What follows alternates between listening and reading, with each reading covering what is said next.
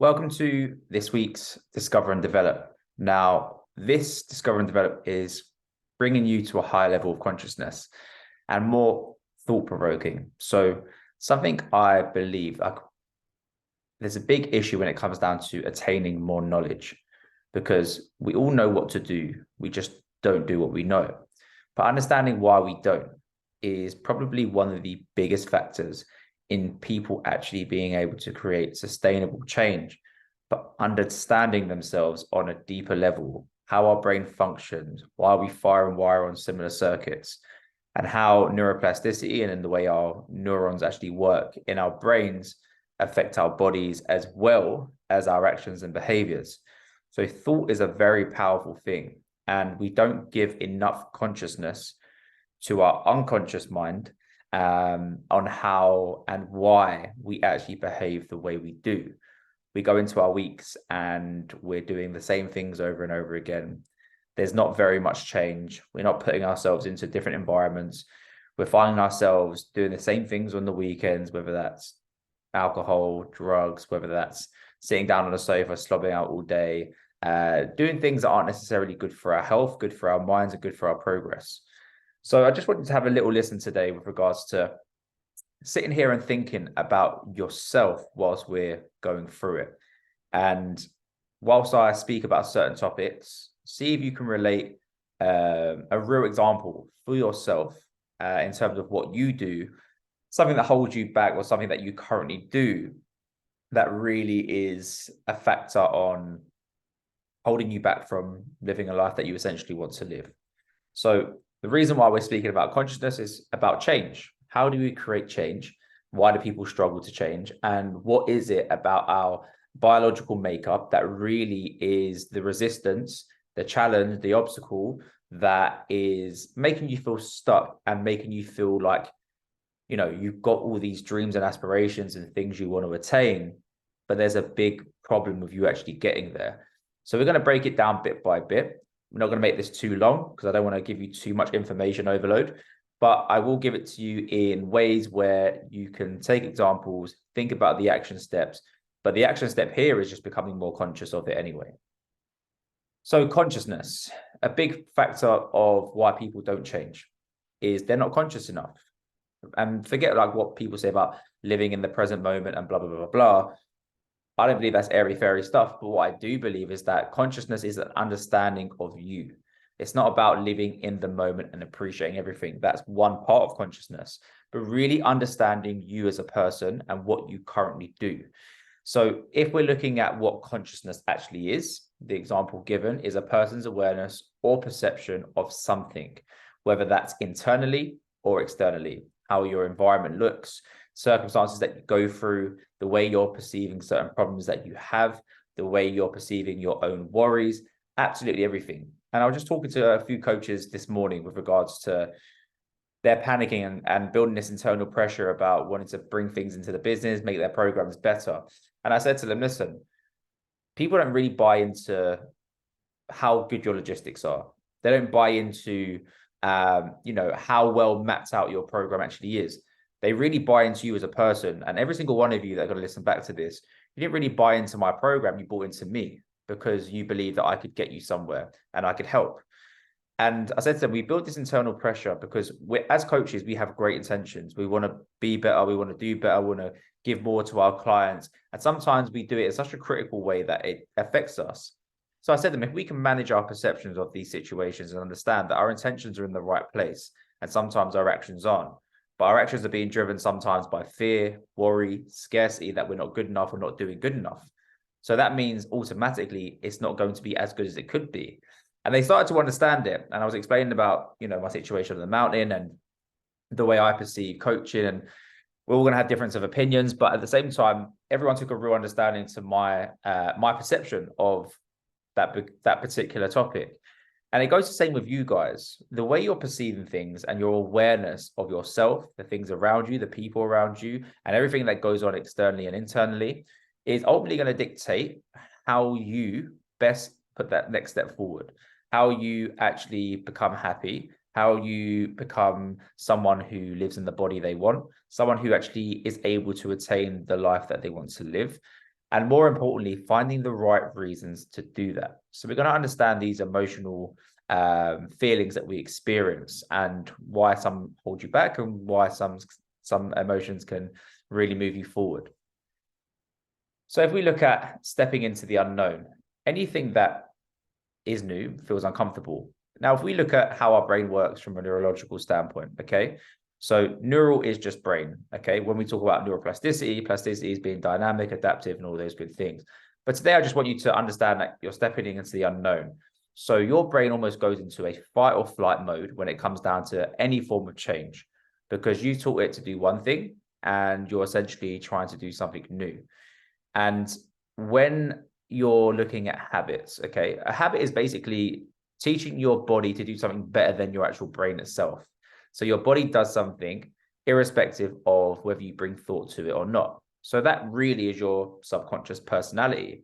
So your subconscious personality, if we're looking at it from this perspective, okay, so what you do currently in your life and all the things you dislike about yourself and all the behaviors that you have is your subconscious personality.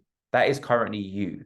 However, it's what you do. It's not, sorry, rephrase that. It's not you, but it's what you currently do. You yourself have all these aspirations, things you want to attain, accomplishments you want to have, a life that you want to live. That's the person who you are. However, what you taught your body to do is your subconscious personality. Until we become conscious of that subconscious personality and what that personality does, then we'll always lose. Because if we fall unconscious to the subconscious personality, if that makes sense, then we're not going to be able to look at the information being sent through the brain that is currently making you perform, behave, and do in a way that you don't necessarily want to do. And the important thing to understand about your subconscious personality is when you're going through your day-to-day life, when you're stepping into the unknown, that subconscious personality then becomes conscious. When you're doing something new, think about it. How much thought do you give that new thing? Stepping into the gym, going out for a walk, putting yourself in a new environment, going after a new job. It feels uncomfortable because it's brand new. Your body doesn't know what this feeling is, doesn't know how to emotionally attach itself to this new experience. But you're so used to attaching emotional feelings and reactions to past events, to things that you currently do. So you get used to releasing those chemical reactions, those emotional feelings inside your body through past experiences. It's something that you're used to, whether that's negative or positive. Either way, you're used to doing it. So your body wants to go back to doing those things. Let's say alcohol on the weekends is something that you tend to struggle with. You're always going to go back to that because your body is emotionally attached to it, whether it's negative feelings or positive feelings. And also, it's what your body is used to associating itself with on the weekends. That's your subconscious personality. That's currently what you do, even though it's not you. It's the same thing for people who go out and binge on the weekends. You don't want to do that yourself, but you taught your body to do that. Subconsciously, you're battling against a subconscious personality where you have fired and wired and your body's working on these specific circuits, and they find it very easy to be driven towards those behaviors. So anything that you do that's new, that's on this lovely green side on the right-hand side, is going to feel uncomfortable. It's going to be a fight. It's going to be a battle.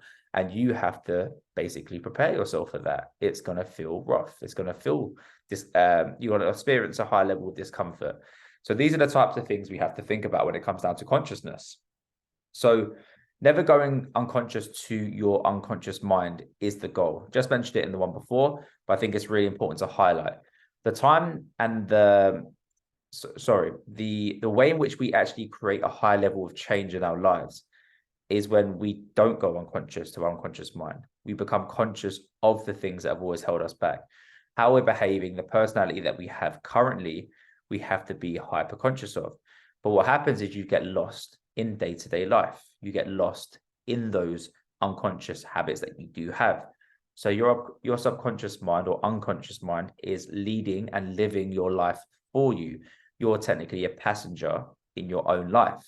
And everything that you do is currently on the left-hand side. Everything you want is currently on the right-hand side. And the only way we unlock the key to the door to get on the right-hand side is becoming conscious every single day of the unconscious mind and the unconscious personality that we do not necessarily want.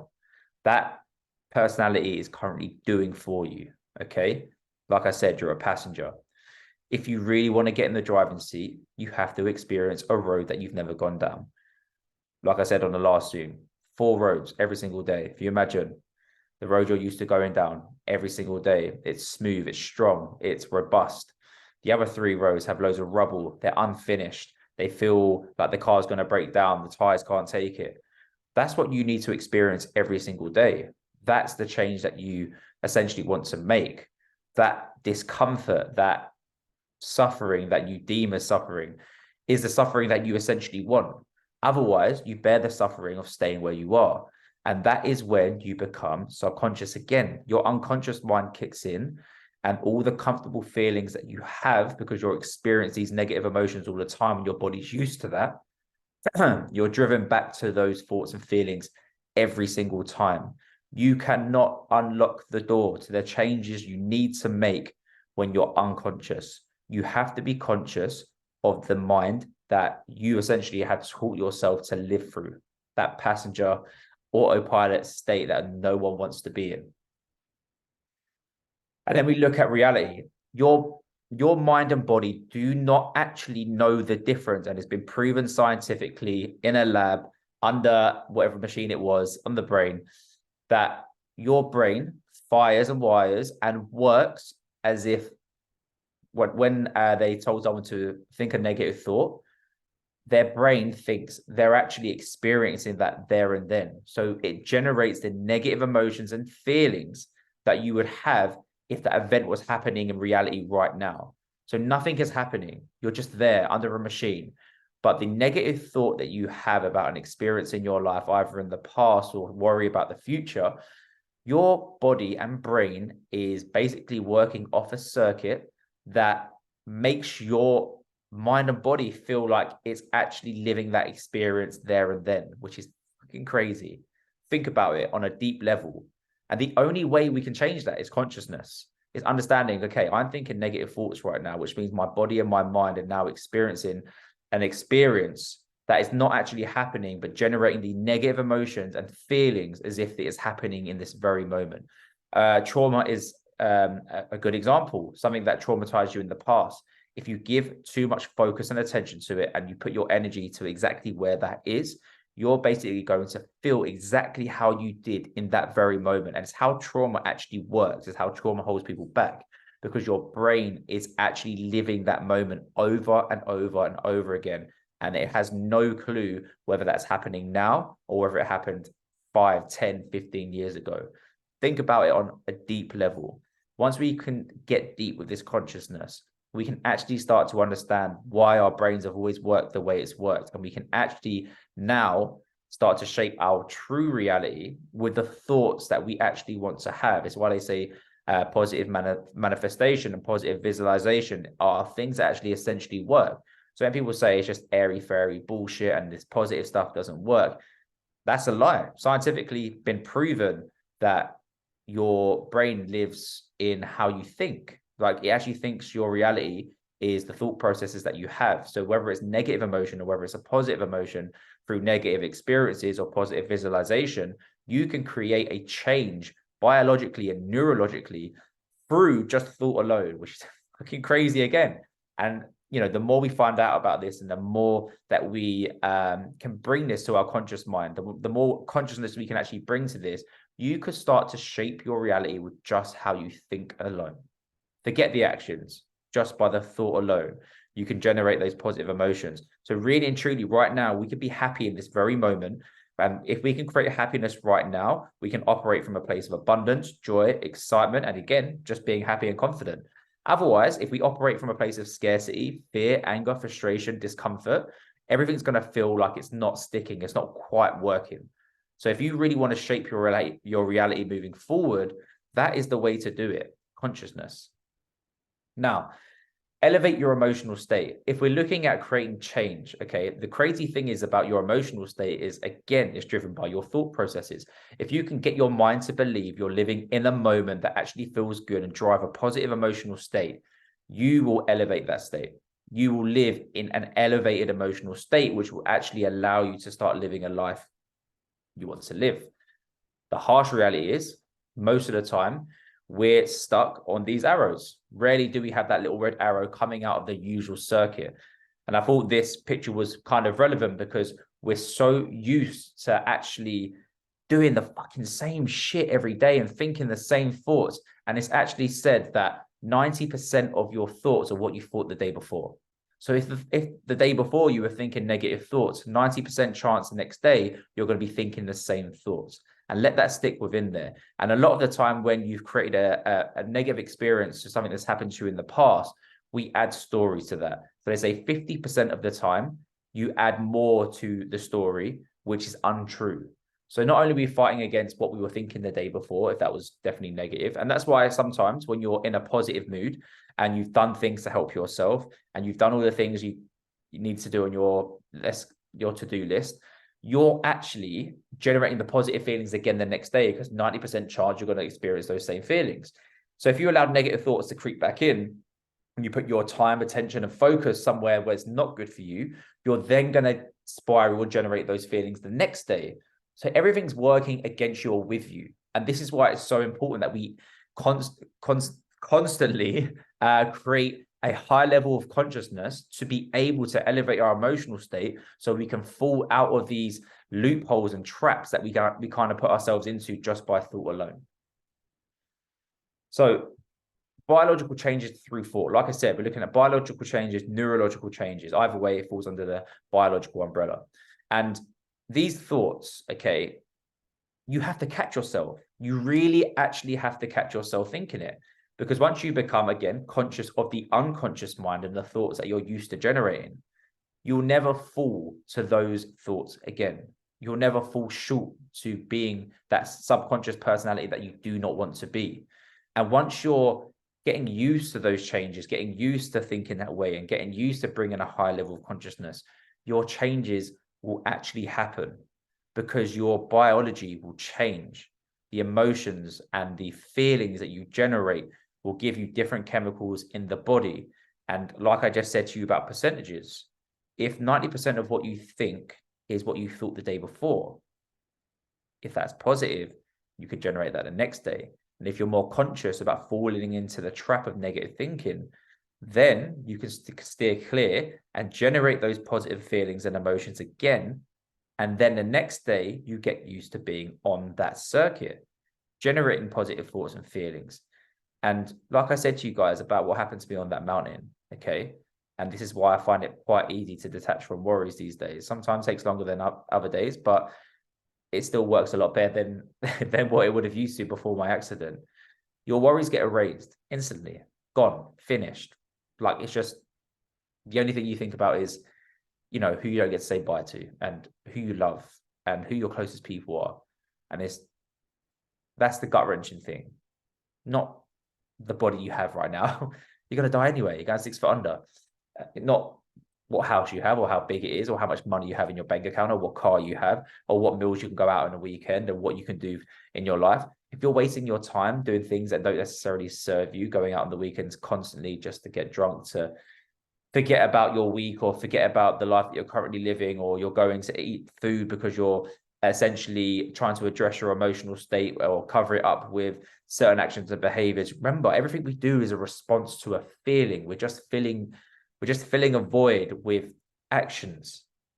But if we can change that by thought alone, and we can actually just become more conscious, all those things will stop. Not fully, but whilst you remain conscious of those things, it will. And I just want to bring your attention to this lastly.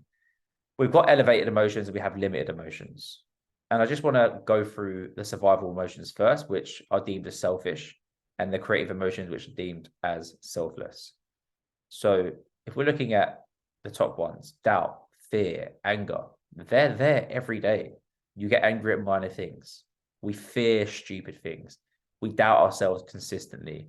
We always feel insecure about something. We're always worried about something that doesn't necessarily matter. We're always anxious because of all those things. And then we start judging more. Then we create competition through comparison of others. Then we get hostile in terms of how our personality starts to shape our actions and behaviors. We become impatient. We become stroppy. We become angry. We become, you start lashing out on people, all these things that we don't necessarily want to be.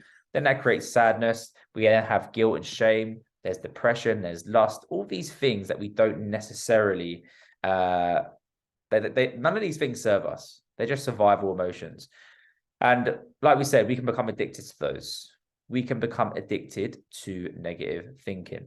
Just like your body, when it comes down to a sexual encounter, will release chemicals to be able to perform a sexual encounter. You do the same thing for negative emotions. You're constantly living in chaos, releasing adrenaline and cortisol, and your body gets used to that chaos. So they're your survival emotions, which you're addicted to. Imagine we can get addicted to the top ones: gratitude, love, joy, inspiration, peace, wholeness, trust, knowingness, presence, consciousness, one of the biggest ones, and empowerment. Imagine we did these things every single day, and ask yourself every single day, what am I doing out of these? Am I having gratitude? Am I loving openly? Am I bringing joy to my day? Who am I inspiring? Who's inspiring me? Do I live in peace? Does my mind feel free? Or am I a prisoner to my thoughts? Am I being whole? Am I being open? Am I allowing myself to be trusted and to trust? And knowingness, do I know myself that well? Am I being present? Am I understanding my consciousness and my subconsciousness? Can I change them? Am I feeling empowered? Am I giving people power? Or am I giving my mind too much power?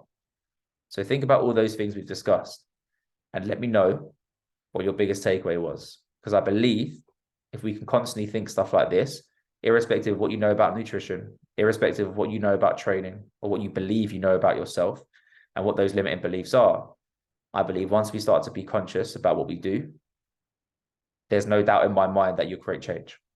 And I'm a culprit of this and something I consistently want to work on.